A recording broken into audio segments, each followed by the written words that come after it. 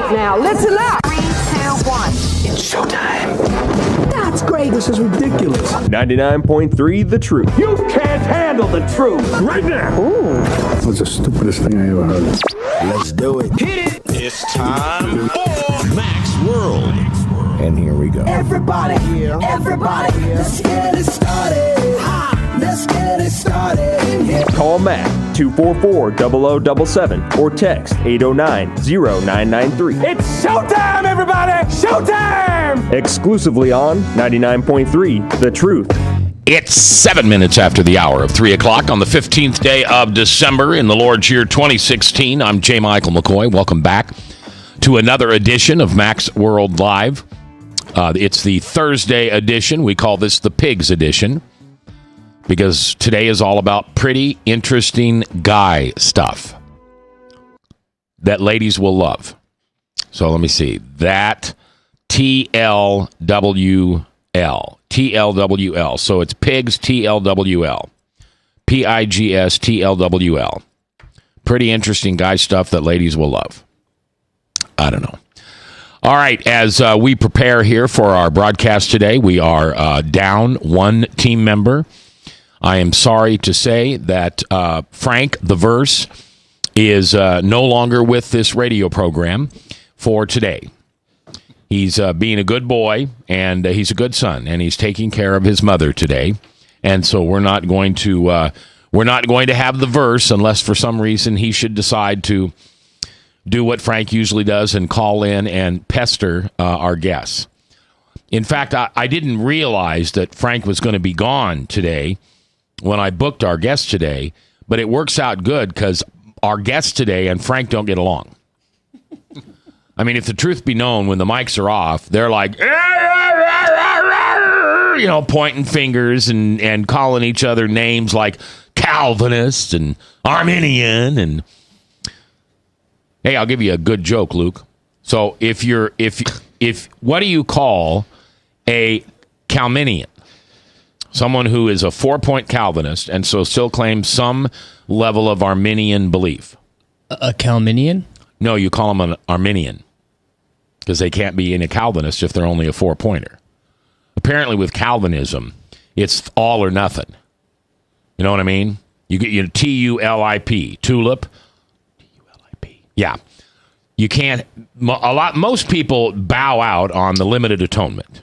They don't agree with the limited atonement. They believe with the other 4 points, and so a lot of times they call themselves a Calminian. So that's your joke, huh? And a Calvinist would say, no, you're an Arminian. Is it funny yet? The more he explains it, the funnier it gets. See, that's the way jokes tend to work. Always. You want to hear an actual Calvinist joke? Sure. What did the Calvinist say when he fell down the stairs? I knew that was going to happen. Thank God that's over. Hey, what's so funny? Do you know what's really funny? Hold on. Hold on. Wait a minute. Hold on. I'm sorry. Because thank God that's over. God ordains all things. It's going to happen no matter what. Oh, so it's not blasphemous. Thank God it's over. It's thank you God it's over. Yeah. Okay. What's so funny about that is the funny part about that joke to me is that non-Calvinists often tell it to me as though like that's not the appropriate response. Like, isn't that how? I mean, what other response should you have? Friggin' jerk! Like, what should you? So, are you telling me that what's coming out of my mouth right now at 3:09, 57, 58, 59, 3:10, God preordained that would happen at that very moment? No, Chris. No. Yeah. No? You want to know the Lutheran response to falling down the stairs is? What? Ouch. Well, I guess that's a little bit more the appropriate response. So go back to what I just asked you. No, God did not know I was going to say that right there at that time and moment in time. No, now you changed the question.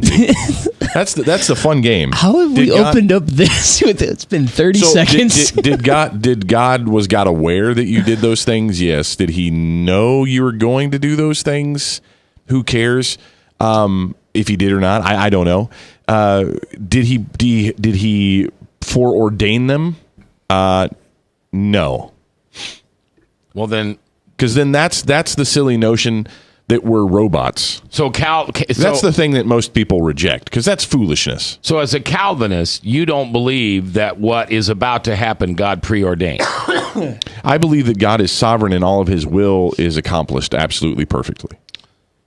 That wasn't my question. My question was... Right, but the answer to your question is...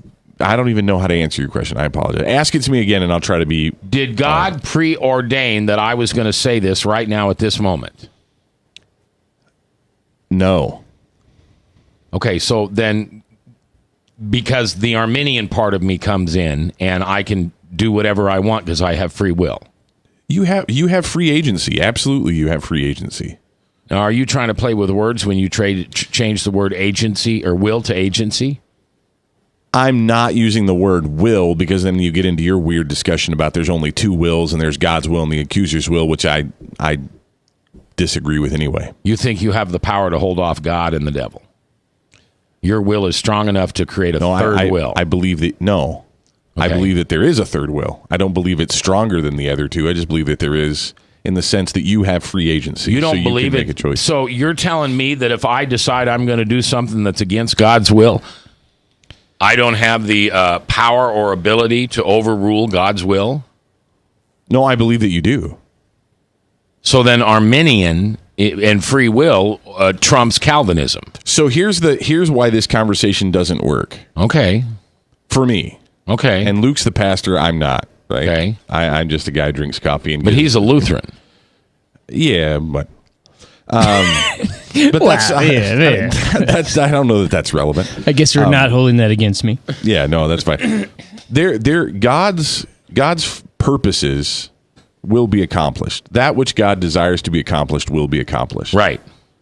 So is everything that happened God's will?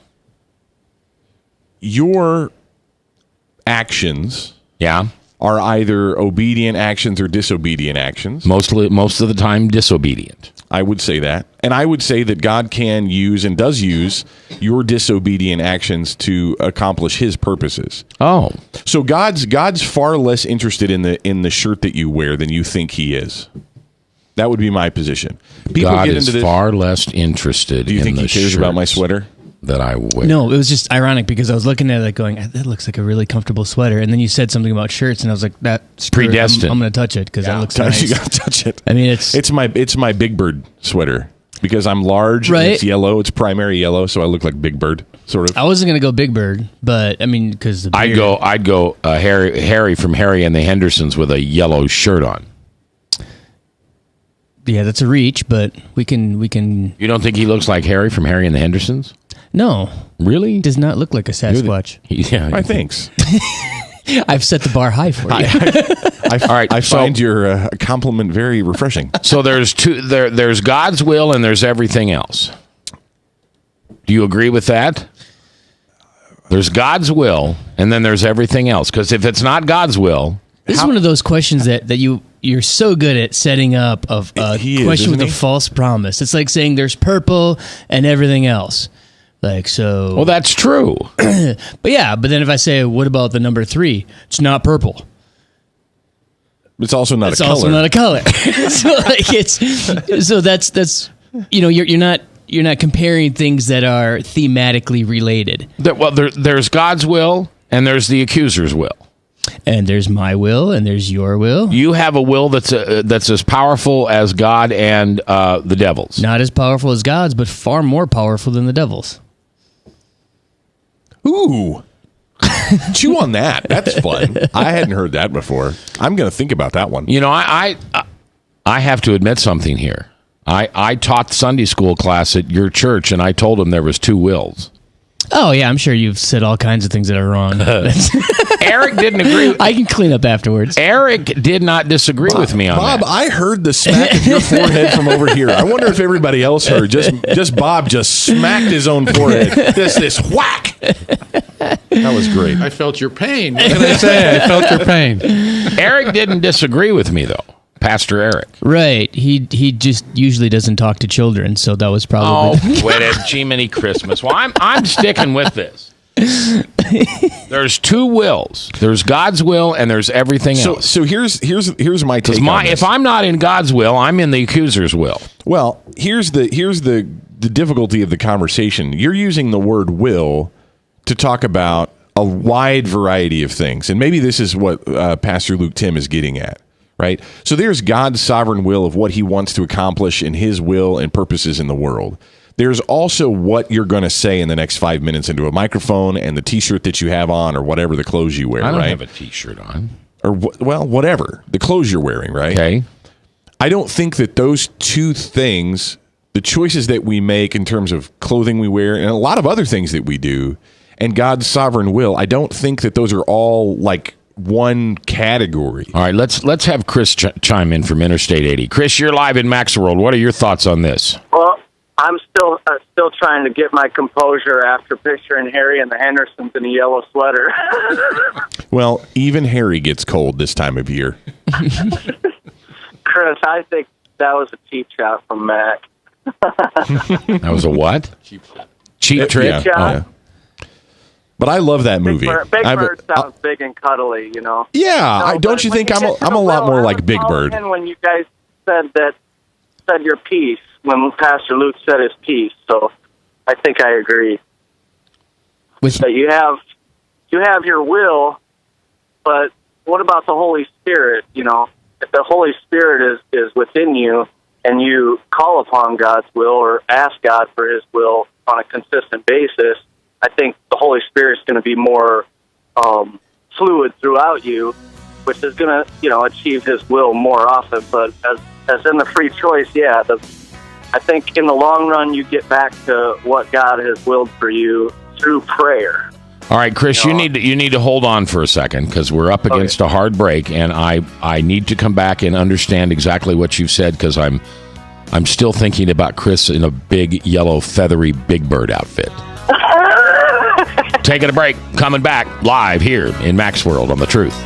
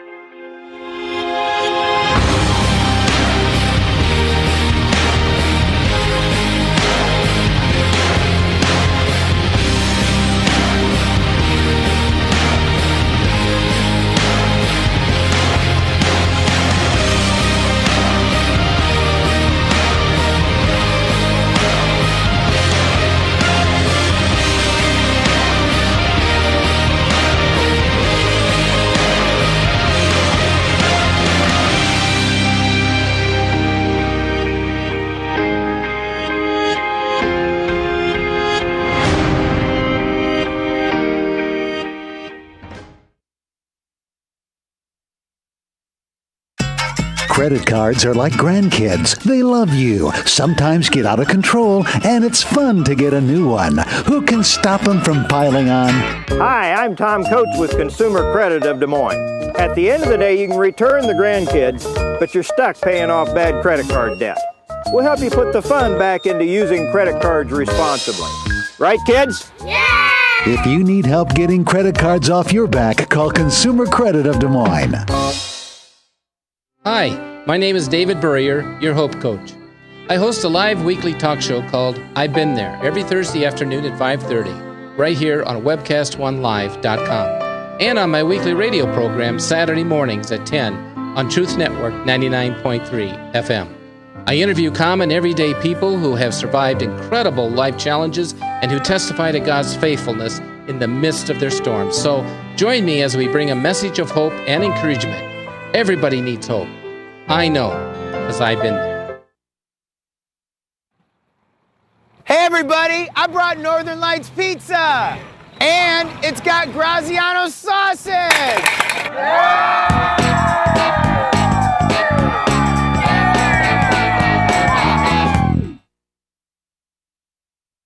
Rockton Prevention is celebrating 25 years of creating a caring community. We want to say thank you to the tens of thousands of Rock High School mentors that have carried our message of health, love, and encouragement to over 1.5 million children, teachers, and parents. Our mentors teach children methods and skills to prevent bullying and drug use. Thank you to all the school administrators, teachers, and counselors for their opportunity to serve you. Rock on, fair citizens. Rock on.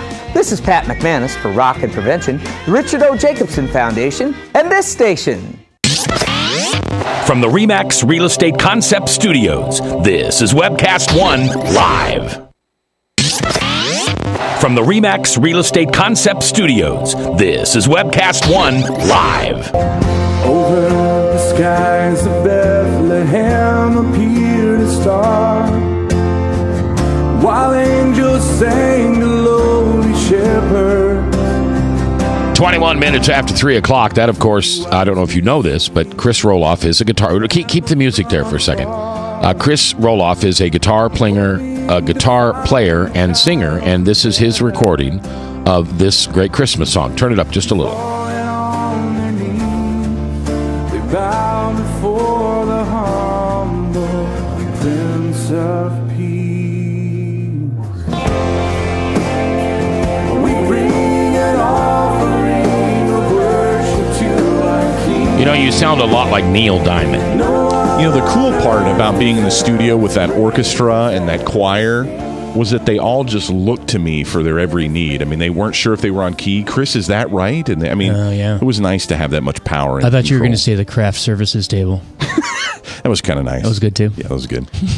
It is a Thursday afternoon. It's Pigs Day. Pretty interesting guy stuff. And, of course, Chris Roloff in the studio, along with Bob Montserrat, the cat in the hat, watching the chat, and the Service Legends Truth Talk text line at 515-809-0993, brought to you in part by First Call Bail Bonds, reminding you not to text and drive. Produced by Jebediah today, and our... This is usually when I say special guest. That didn't fit. Yeah, no. So what do I... The what? The bum that showed up? The bum is close. The deer killer? Murderer. Yes, thank you. Bambi. You know, you don't know this about Luke Tim, but not only does he shoot or murder Bambi, but he has his own... will you hang it up in the garage and do it right there, don't you? Yeah, we butcher. We do start to finish. In your garage? Yeah. And then you have a machine that makes deer sausage. I don't, actually. I thought you did. I do jerky. I'd like to do sausage, but you end up with such less weight of meat at the end of the day. We just eat a lot of venison, so to get enough to also make sausage, you have to shoot it. I have 9 deer in my freezer right now that need to get 9 processed. deer in your freezer? Yeah. Gee. In my defense, do you have King Albert in a can? Well, let it out. Don't you remember that joke we used to do? Bob, you remember that as kids? We used to do phone pranks, call up. Hi, do you have Prince Albert? You know, you call a tobacco store. Do you have Prince Albert in a can? Why, yes, we do. Well, let him out. Anyway, go ahead. I was going to say, in my defense, I only shoot the delicious ones. So does that mean you run up to them and lick them first? No, I can tell. You can tell. If they're brown. More does than bucks? This year, we're almost even bucks and does. Yeah. So but usually they're brown. If they're not good tasting, what color are they? They're usually dark brown with bark on them, and they're trees. Bark? Because they're trees. Because if you miss, you hit a tree and you don't hit the deer. Chris is live on the telephone on Interstate 80. Chris, we were talking about God's will and everything else, and you were trying to explain to me why I was wrong, and so I'm listening. No, I hadn't. I wanted Pastor Luke to say what he had said. His take on the whole thing was, because then you all agreed to that, and I missed that part of the program. I didn't agree to what he said at all. He's wrong. Yeah, I'm always wrong in the studio. You're wrong a lot. I've got a little piece of paper somewhere that says you're wrong a lot. Well, there's a great the best place to go to talk about God's will is ironically the Lord's Prayer, because we pray "Thy will be done." Why are we praying "Thy will be done" if there's a chance it won't be? So it's not that the prayer is presupposing that there's a chance that if I don't pray this enough, then God's will won't be done, and that's my fault, because if I'd have said it 3 more times today, then maybe God's will would have been done. That's not the intent of that petition of the Lord's Prayer. Martin Luther, in his Small Catechism, says it nicely. He says, God's will is done without our prayer. We pray in this petition that it would be done in our lives. So kind of what Chris was saying earlier, God's going to accomplish his will. God's going to accomplish the desires of his heart. We ask that it could be through us, because that's pretty sweet. So when you say thy will be done, you're saying that whatever he needs to accomplish, whatever he desires to be done inside of my scope of influence, that'd be great if I got to do it. So when you pray thy will be done, you're asking for it to be done in you. So there's God's will and everything else. Well, see, what you're doing is you're applying everything else to such a broad spectrum of stuff. So think about it in terms of like a pasture. So God's will is best described as a boundary or a fence. And inside there are all his little critters like you and me. So what is his will? His will is that we stay safe inside the boundaries, inside the fences. But once we get we're inside of those in that fence, we can decide to go on that hill in this valley, go get a drink of water. But we're still inside his God. We're still inside his will. Exactly. What happens when we go outside of his will? Well, first things first. let's figure out inside of there. If I feel like I'm in a children's sermon, I seriously do. No, I use much bigger words in my children's sermon. Yes, thank you. So inside that pasture, if I lay down or if I go get a drink of water, is that choice God's will either way? Or if I make one choice, is that the right choice or the wrong choice? Well, the answer is what God's will isn't whether I lay down or go get a drink of water. What God's will is that I remain inside the boundaries and remain safe from the predators that are on the outside. So what happens when I don't do God's will? Whose will am I following? We're not entirely there yet. We're not there yet? No. We haven't got to the gate. No, we're not outside the fences All right, yet. the great Damascus gate. So inside of that gate, if you decided this morning, what color shoes are you wearing? You wearing I'm wearing my tenny runners. Yeah, the pink ones. Okay. Yeah. So this morning, with the little hearts on it. You decided to go with pink and little the hearts. fur from the little baby furries that grows. You decided to go with help me written on the bottom, so when I pray, everybody can see that it says help me. Yeah. So you went with those instead of your high heels that you normally wear. The red pumps. Right. So that decision, that choice. I have a picture of you in red pumps, so be careful here. I really should be careful of this. You're going to use God's will as a cop-out then. Yeah, exactly. Well, in that scenario, you're going to say, oh, well, I slammed into that bumper of that vehicle. It must have been God's will. No, it wasn't God's will that you were looking at your phone and texting instead of paying attention to the road. No, actually, I'm not. What I'm saying is, as long as it's not contrary to God's will, it is your own decision, your choice. You have that level of personal sovereignty. But I didn't have that choice until I sinned.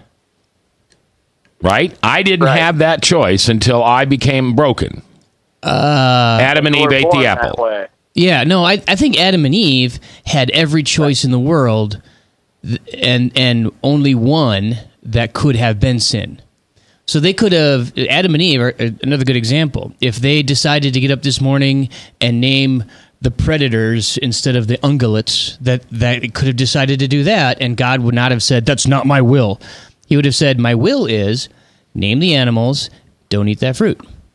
And so it didn't matter. They can make all kinds of decisions in accordance with God's will using their own will. It's not more powerful than God's will, but they had the opportunity to freely choose. Now, because of our sin, our will has been forever tainted and damaged. Luther calls it the bondage of the will. By sin. Okay, and who is sin? Sin is not a who. Sin is the accuser. No. No? Sin doesn't come from God. Right, but it comes from the accuser. But it isn't a who. It's okay, a what. It comes from a who. No, it comes from Adam. No, it comes from the accuser. No, it comes from Adam. Adam sinned. Adam would not have sinned if the accuser had not coaxed at him and treated him and tainted him. That's speculation. We don't actually know that. But even being, that point being taken, let's say that's hypothetically true, it's still Adam who does the thing that is the sin. So I can never accept blame if I'm tempting Chris. Like if Chris is about to just rip that yellow Big Bird outfit off and go running downstairs, half naked and just punching people on the way down, and I can't be blamed if I'm the one who says, I'll give you $20 if you rip your shirt off and go punch kids. He still does it. But you get what's that called, Chris? You get when you help somebody do something bad, you get arrested for what? Guilty by association. Well, yeah, kind of like that.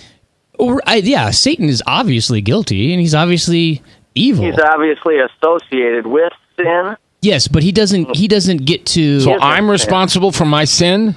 Yes! Yes! Yes! Yes! Oh my goodness, yes! I'm sorry, I apologize, but that was one of the most wonderful things I've ever heard. Yes, I can be done now. Ladies and gentlemen, we're going to have to take a break here because I believe Chris had an aneurysm.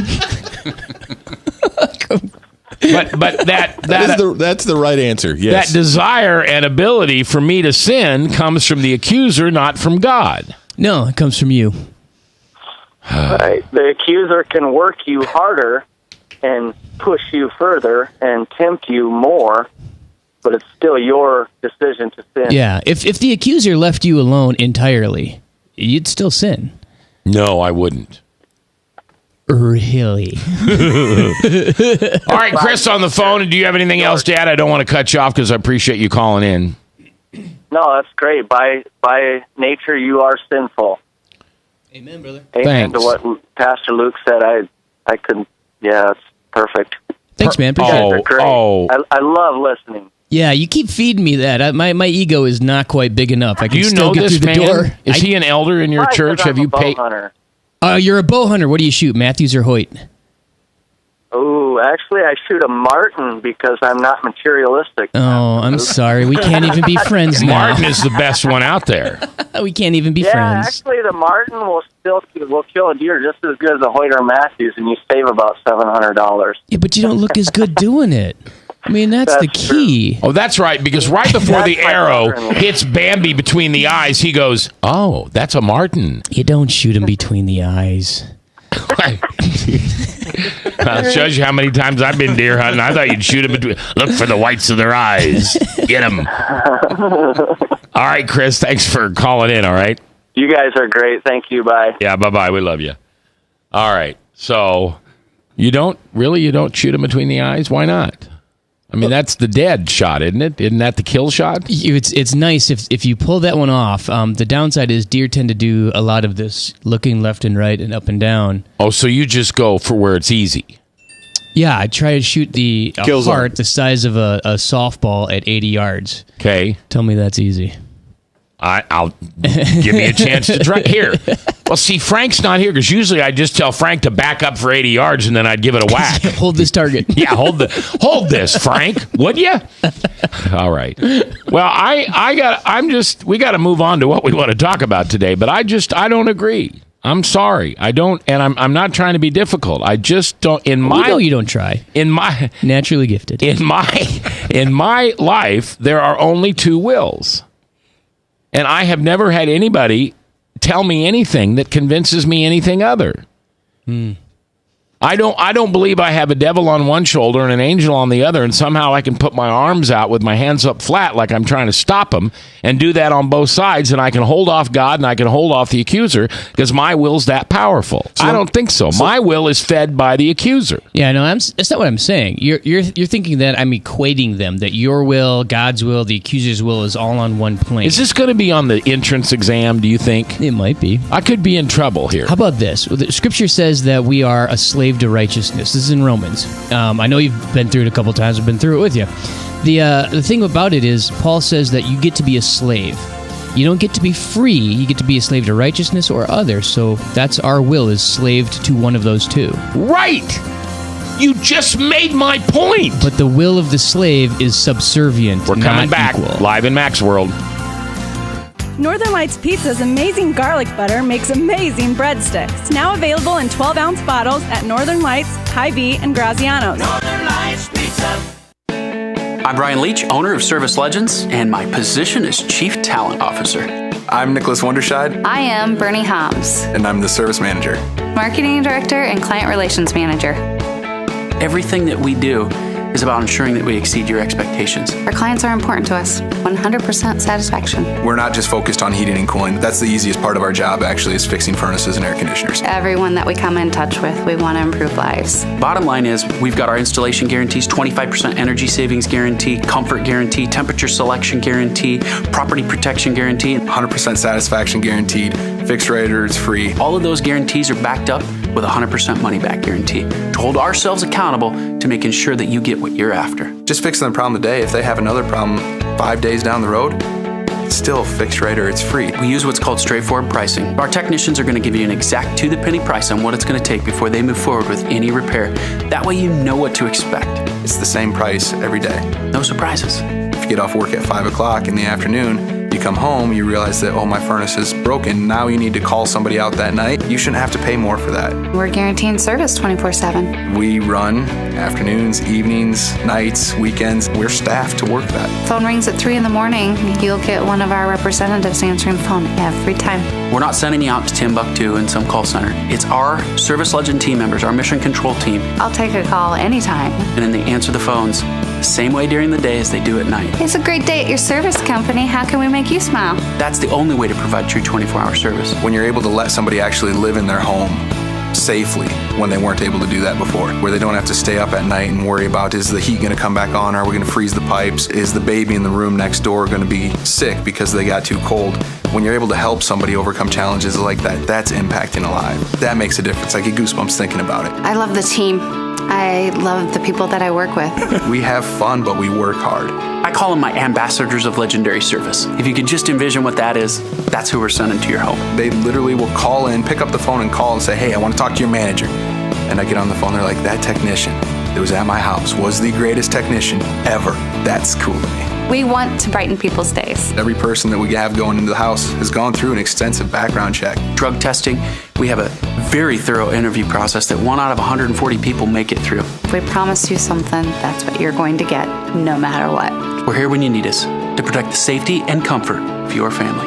If you're not happy, we're going to make it right. If we're willing to put 100% money back guarantee on what we do, what type of work do you think we do? Give us a call. We're there for you 24/7, 365 days a year. Enough said. From the RE/MAX Real Estate Concept Studios, this is Webcast One Live. Silent night, holy night, all is calm. 3:38, 22 minutes before the top of the hour. Top of the hour, Salem Radio Network. 1 week from right now, the broadcast that you will be listening to on this radio station will be origined. Is that a word? Will originate. There you go. From the First Baptist Church of Bethlehem. And I'm not talking Pennsylvania. If you haven't heard, Max World is moving, at least for a week, unless Bob and I decide to run away from home. We are going over to Bethlehem and broadcasting live for Holy Week.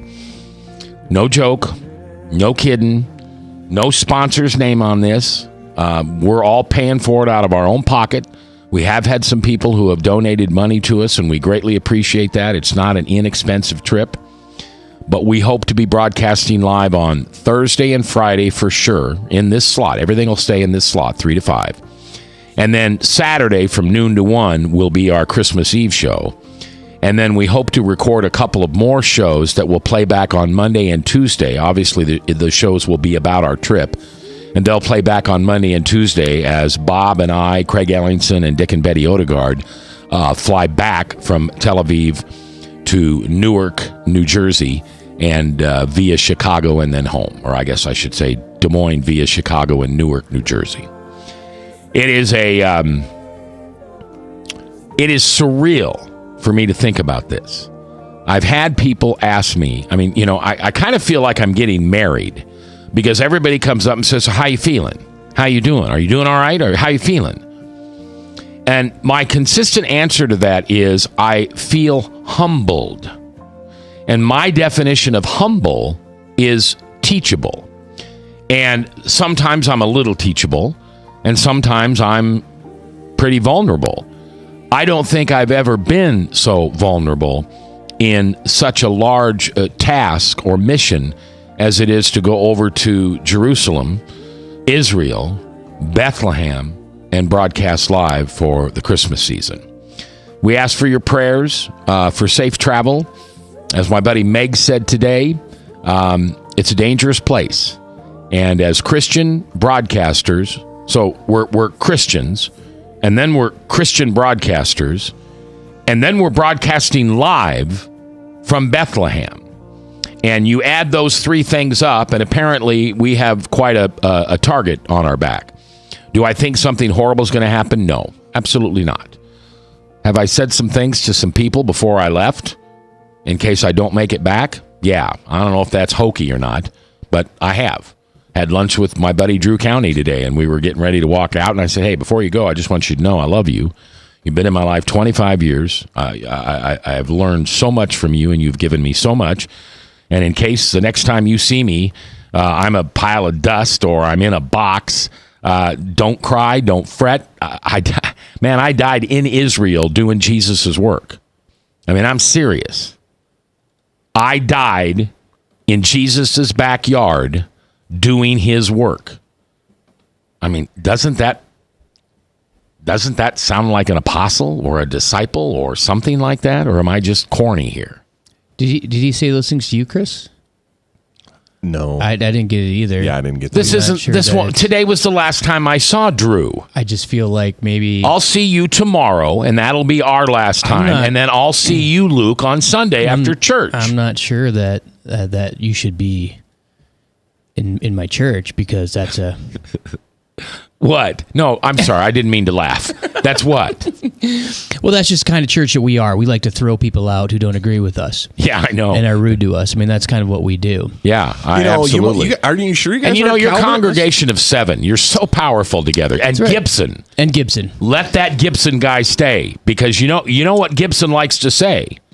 Oh, I don't know what Gibson. He says it all the time. You mean I'm responsible for my sin? That's right.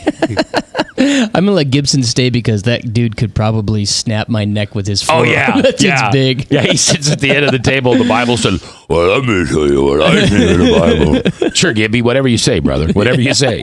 Anyway, you were going to say something? No, I was making the joke that it sounded like Pastor Luke Tim was trying to transfer into the church herd thing. But, it's funny that we're talking about... That was a slow-pitch softball, and you completely missed it. I tried to grab it, but yeah. But... Ironically, talking about Calvinism, God's will, man's will, all this stuff, this debate oftentimes is one of those things that is a theological position that causes church hurt. We had Pastor Michael Damastis from Fort Des Moines Church of Christ in the studio, and Church of Christ they're free willers. They don't hold to any form of. They're not like Lutherans or Calvinists. They're different. They believe in God's sovereignty, of course, but they're different. Anyway, just very modern evangelical in that way. Anyway, he was talking about how the sovereignty issue is a bad theology or a non-essential theology that can be used to hurt people. I gave the example. It was really funny. It was just this week that on the Bible Answer Man program that airs after us every day. Did you call in? I didn't. No, I didn't. You just listened. I was listening earlier this week, and a caller called in. By the way, shame on Hank. He did a terrible job answering the question. It's kind of why I bring it up, because I think it's more interesting for us to talk about it. A listener called in, not from Iowa, and said, I've got a friend. He and his wife both go to a Baptist church. The husband is a Baptist deacon, is a deacon at that church. They're both members. And his wife came to him and said, honey, I don't understand what this says here in the Bible. Can you help me understand what this passage of Scripture means? And this deacon of a Baptist church looked at his wife and said, no, because you can't understand it because you're not elect or sovereignly whatever it is. Ooh. And I thought to myself, now, Hank did not say that guy was a bonehead, which is what I would have said, but Hank is much more diplomatic. But the guy's a bonehead that says that kind of stuff. And that's whether or not it's accurate theology, which is kind of where Hank took it. that it's possible that someone would not understand the scriptures because the scriptures are spiritually discerned, yada, yada, yada. That may or may not be true. But the point is, that kind of theology, whether that's accurate or not, applied like that, does nothing but damage to the people that it's shared with, whether or not it's true. Right. And one of the other topics is not just God's sovereignty, but even topics like predestination, improperly applied, actually do damage to the gospel. I mean, I always tell people predestination is not to be applied to evangelism. It's not a doctrine to be applied to how to run a church or your church membership. It's a doctrine of grace and comfort for those who are of faith and afflicted. That's same with God's sovereignty. And it's not a cop-out to say you're just applying the theology and the doctrine in the wrong place. It's like good medicine placed incorrectly does more damage. I mean, if you go in for a common cold and your doctor's like, yep, we're going to start chemo, you'd be like, well, hang on, that chemo is not good. Well, chemo is good if you have cancer. So you apply the right theology the same way you apply good medicine. So yeah, that's probably the real miss, is that you can go at it from a theological perspective, but really the answer is that's not where that gets applied. 515-244-0077. That's the phone call. We have a phone caller waiting, Francois from San Francisco. I'm going to have to ask you, wait, we don't take a break till 48. All right, Francois, you're live on the radio. How you doing? Oh, good. How are you, Mac? I'm good. Oh, well, we know who this is. This is Francois from San Francisco. Yeah, it's Frank something. Hi, Frank. Hey, well, listen, you want a bad-tasting deer, hit that deer and let him run about a mile bleeding out, and he'll pump his system so full of adrenaline that the meat will almost be unedible. That's first issue. And then, Mac, does it make you feel any better going to a store and paying someone to do your murdering for you, and you just get that nice little piece of meat that was murdered on your behalf and buy it and take it home and cook it? Does that make you feel better about murder? Well, Francois, we sure appreciate you calling in today. Thank you very much. I love to hang up on him. He's the only guy I hang up on. I can't hang up on a regular listener. I would actually appreciate in the future if you'd let me hang up on him. That looked fun. Would that be good? That looked enjoyable. Is that true about the deer and the adrenaline and letting him run out and ruins the meat? It doesn't ruin it. I mean, and especially the way we process it, we're going to get good meat out of anything we shoot. Yeah. We're taking a break. We're coming back. We're talking about church hurt on The Truth.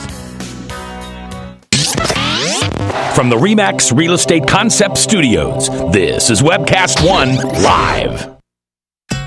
Credit cards are like grandkids. They love you, sometimes get out of control, and it's fun to get a new one. Who can stop them from piling on? Hi, I'm Tom Coates with Consumer Credit of Des Moines. At the end of the day, you can return the grandkids, but you're stuck paying off bad credit card debt. We'll help you put the fun back into using credit cards responsibly. Right, kids? Yeah!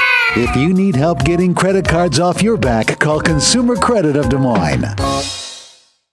Rockton Prevention is celebrating 25 years of creating a caring community. We want to say thank you to the tens of thousands of Rock High School mentors that have carried our message of health, love, and encouragement to over 1.5 million children, teachers, and parents. Our mentors teach children methods and skills to prevent bullying and drug use. Thank you to all the school administrators, teachers, and counselors for their opportunity to serve you. Rock on, fair citizens. Rock on.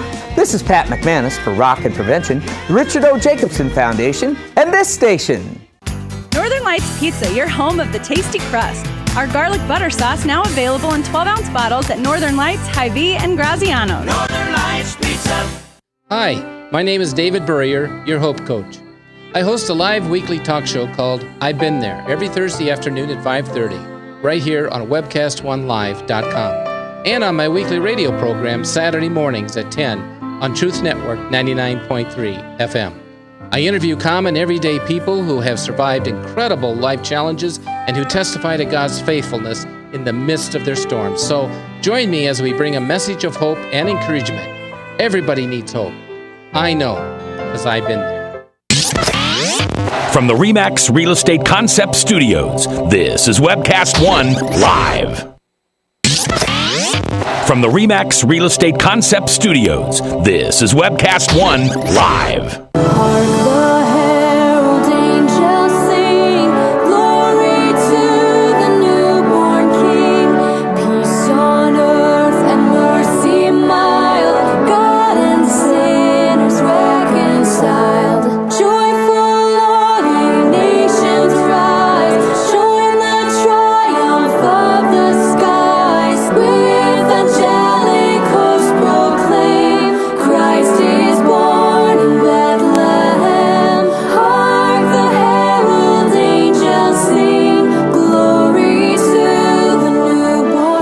The Celtic Women and their version of Hark the Herald Angels Sing as we approach Christmas. It is the 15th day of December, and we have 10 days and counting till we celebrate Christ's birthday, obviously on the wrong day in the wrong month and who knows what else, but it is the way we pagans have chosen to do it, and that is to celebrate Christmas on December 24th and 25th. Can I ask a question of Pastor Luke? Sure. So No.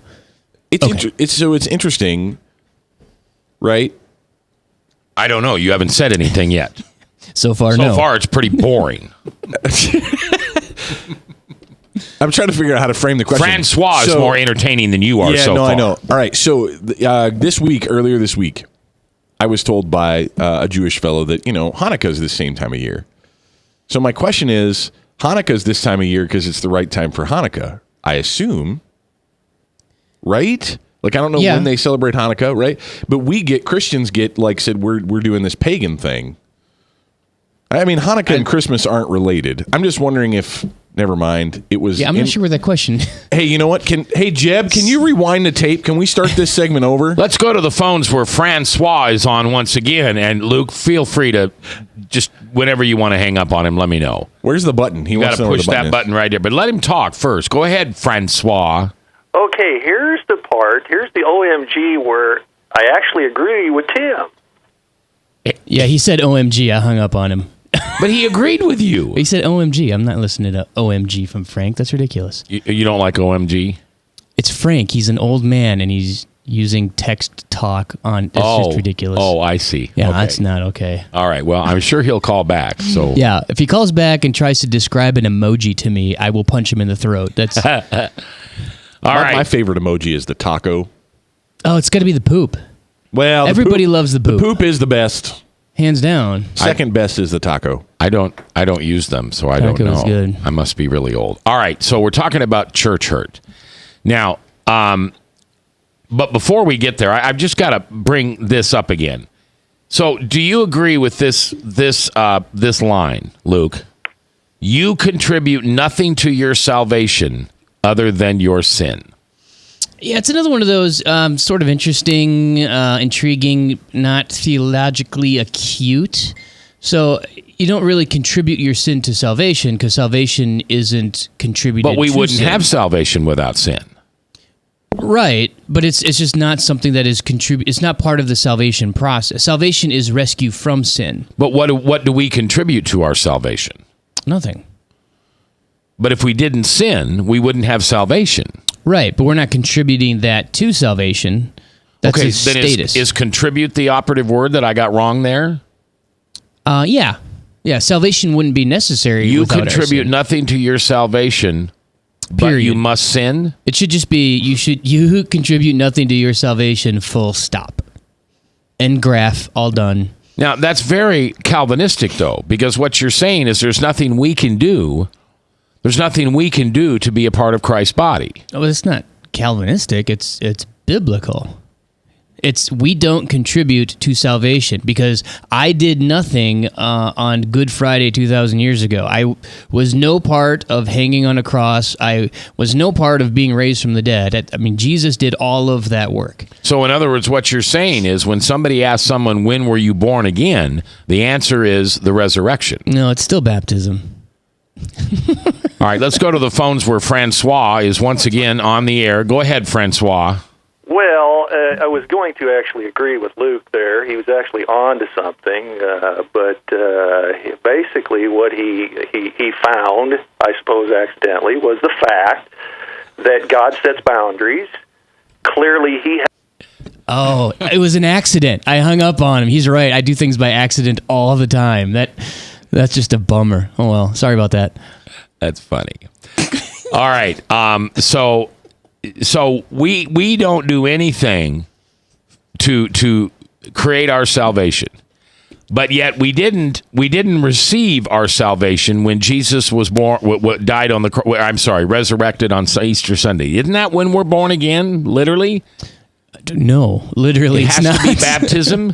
Well, there's a present application. Yeah. To your salvation. There's a present application to your salvation. Salvation was bought in the past for you it's applied in the present, and it has a future. You are going to be saved in the future. Yeah, here's another example of... I'm not saved today? No, you are. And you were and salvation was accomplished for you in the past. Salvation has a past, present, and a future application. Well, here's again where it's a bad idea to... It's like applying bad medicine, like we said before. Applying a stopwatch and a timeline to the things of God, especially those things that are of salvation and of his kingdom, is really a bad idea because he's outside of time and space. So... For us, there's a starting point and an end point. But for him, there is none of that. So it's hard to... So you have to speak in one dimension or the other. You have to speak in God's world or our world. So speaking in our world, I was not saved before I was, because there was no me that needed to be saved. So until I wasn't saved. And that's the best way to just talk about it. So when God wrote your name in the book of Lambs... You weren't saved? Did I get that wrong? It's available actually right now at Barnes & Noble for half price, the Book of Lambs. I buy that. I used to do my shopping on Amazon. You find Barnes & Noble. Let's go to the phones where Francois is back with us today. Go ahead, Francois. You want to keep the phone button away from Luke? I won't let him hang up on you this time. Well, okay, hopefully. I hung up on him. You knew I was going to do that, didn't you? All right. So we're going to come back next hour, and we're going to get serious because I want to talk about church hurt. We started this conversation yesterday with Michael Damastis, and today I want to have this conversation with Luke Tim. And what was really good yesterday was some of you were calling in with your stories about how you left the church. I think my favorite one was the guy who had the gun pulled on him. That was pretty good. That was pretty good. That was a different Frank. So if you've got a story about how you've been church hurt, please don't mention the church or the pastor or any names or anything like that. We're not doing this to throw anybody under the bus. But we would like to hear the stories about what happened that made you leave church. And we all do it. I mean, I have an author. I think I've talked about this on the air, but I have an author who's writing a book for me. Right. Oh, yeah. A ghostwriter. And he left a church after 65 years. Now, he was born into that church, but at age 65, he finally left it. And he has not a fantastic, but he has a good reason to do that. But wouldn't that be hard after all that time? Yeah. All right, we're talking about church hurt, and it's your voice we want to hear, 515-244-0077, or you can text it to the Service Legends Truth Talk text line at 515-809-0993. We're coming back live here in Mac's World on The Truth.